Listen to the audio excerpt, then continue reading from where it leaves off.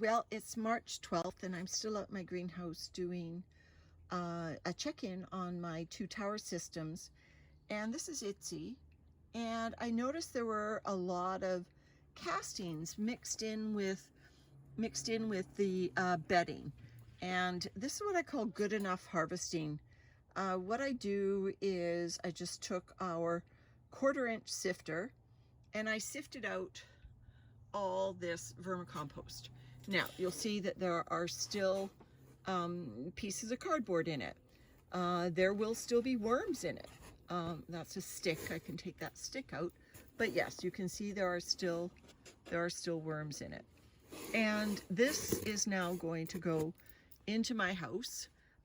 So this is a styrofoam cooler container, and it's, probably about 2.5, 3 inches deep in vermicompost now. And what I do is I take it in the house and I will wait until I see that the vermicompost is closer to being finished, because remember that not only the worms continue to consume the microbes, but the microbes themselves actually consume the cardboard. So even in the absence of worms, aging vermicompost will continue to break down. So all the food scraps are out of this. It's simply a matter of vermicompost mixed in with a little bit of cardboard. There's the odd, maybe leaf, because this is both leaf and cardboard. Oh, and I noticed there's some bright orange bits. Those are from the lobster shells that we put in here. There's a little bit of the lobster shell. So those sorts of things, none of this is a crime to put into our garden, but we don't need this vermicompost for at least a month, maybe 2. And so it is now going to go in the house and age. So I see a lot of people waiting until they can't see anything left in their vermicompost. Their worm castings, I guess they're going for pure castings. And what I find is you sit this in the house for a matter of weeks, and you do get to that beautiful finished, absolutely nothing but castings in it.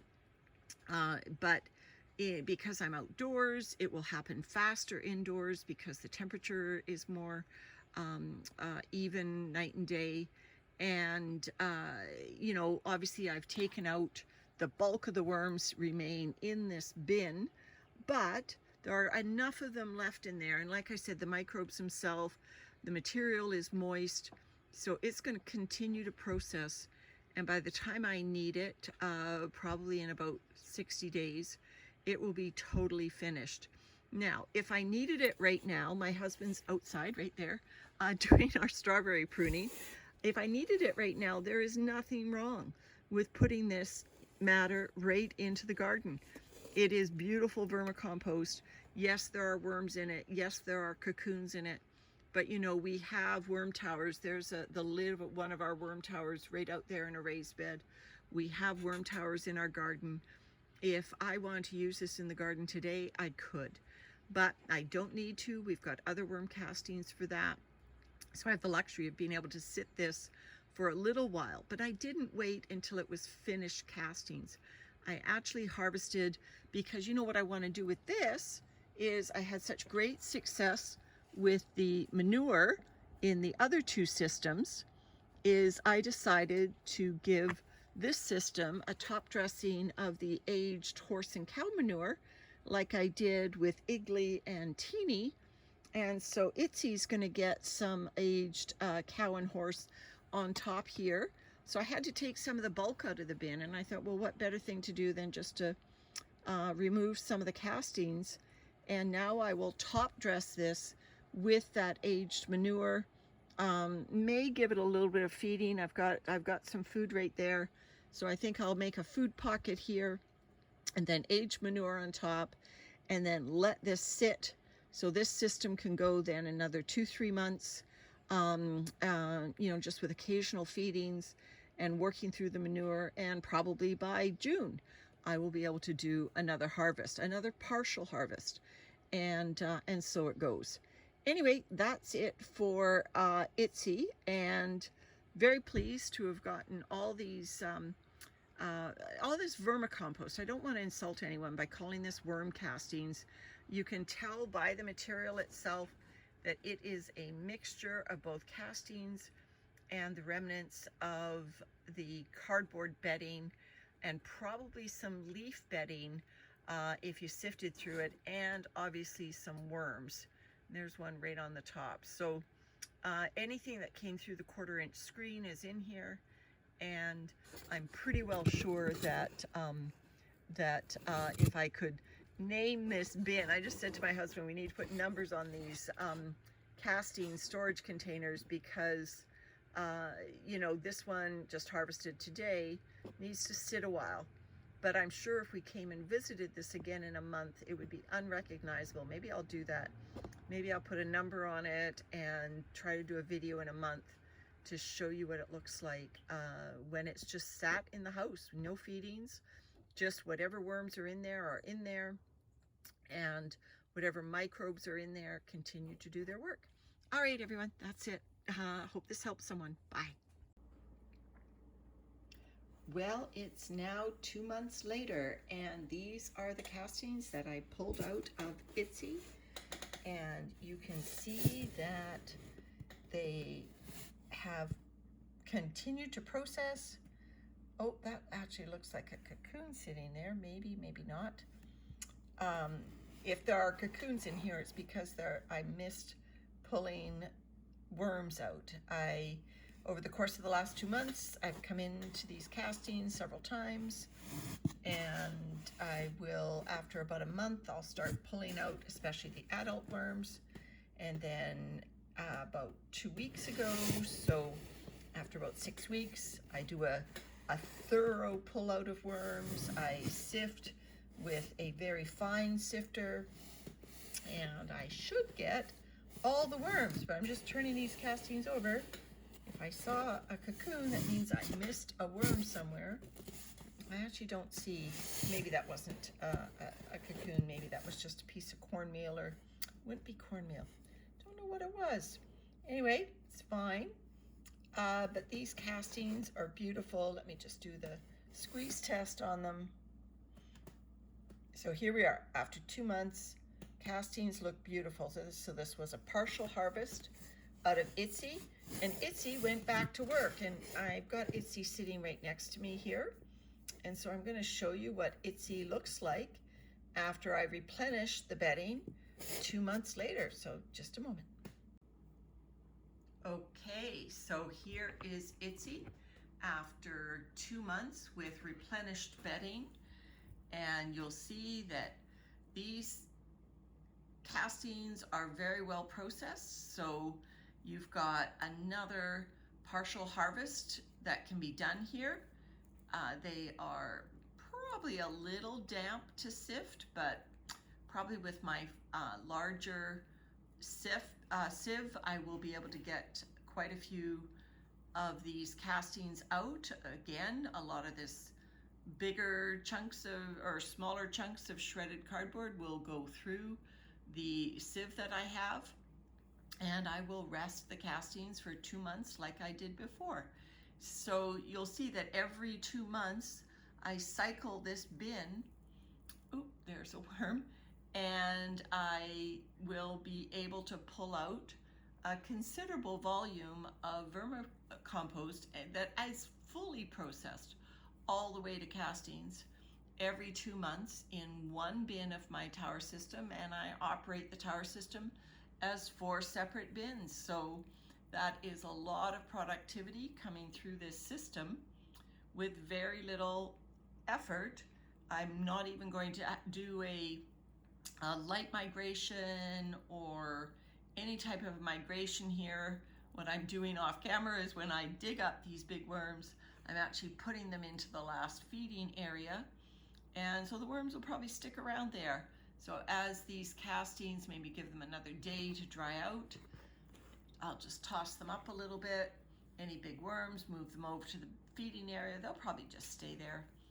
I'm surprised. So I did kind of do a side-to-side migration. I should say that. I shouldn't say I'm not going to do a light migration, but I have been over the last few weeks doing a a casual side-to-side migration, just feeding in one area where I keep the larger leaf stems and other material. But there are a few worms that nevertheless find their way into the material that isn't where the feeding is. And when I see those, I'll just save them the trip through the sifter, and I will just move them over to the feeding area. But yeah, here you go, Itsy. You are ready to go for another go round. You are ready to have this move to one of my styrofoam food grade vermicompost storage totes, if you like, and then I will restock with new bedding. There's the peach pit, not going to break down. I'll have to get Landon to get his pliers on that. Thanks for the tip, Patrick from Vermicompost, learning by doing, to break pits and stones with a pair of pliers to make them more accessible to the microbes. Anyway, this looks great for another partial harvest, which means I get to replenish Itsy with new bedding. So today is May the 16th, so it's 2 months and 4 days since I last pulled the vermicompost from here. All right, take care, everyone. It is still May 16th, and I couldn't resist. After I talked about doing a partial harvest, I thought, well, I'm just gonna do it. So this is the harvest out of Itsy. I've added it on top of harvest that I put in here. I've marked the container. I'll try to show you. Pull worms, June the, I think that says 15th, which means that will be the first time I will look in that bin to try to pull excess worms.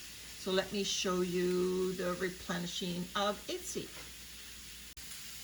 Okay, so this is what I've done is I've taken out all but the probably final fifth, well, maybe quarter of the bin.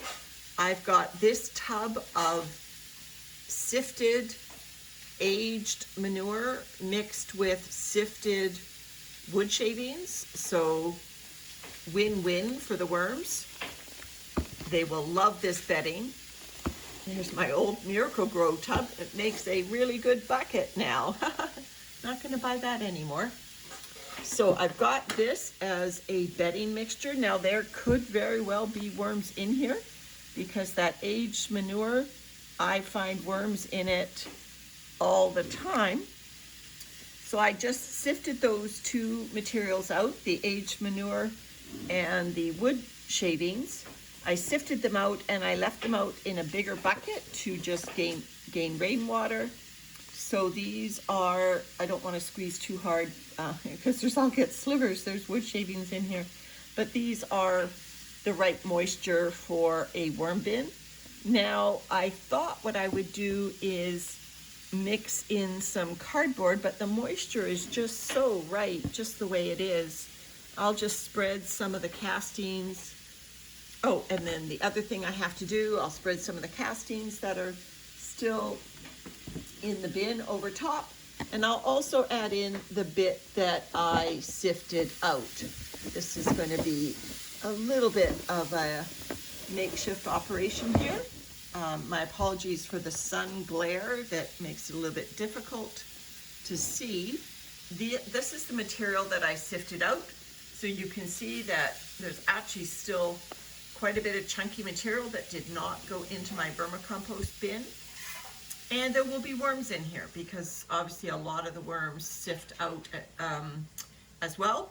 And they are either caught up in this chunkier material or they're big worms.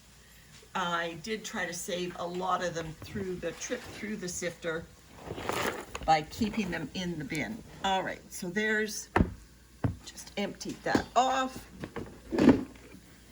So this chunkier material now will go over top of that manure wood shaving mixture. So this bin is well inoculated with new material, and we know how these worms love manure. And there you go. So in terms of those people that do operate a tumbleweed worm cafe, there are the struts, if you like, the supports on the side.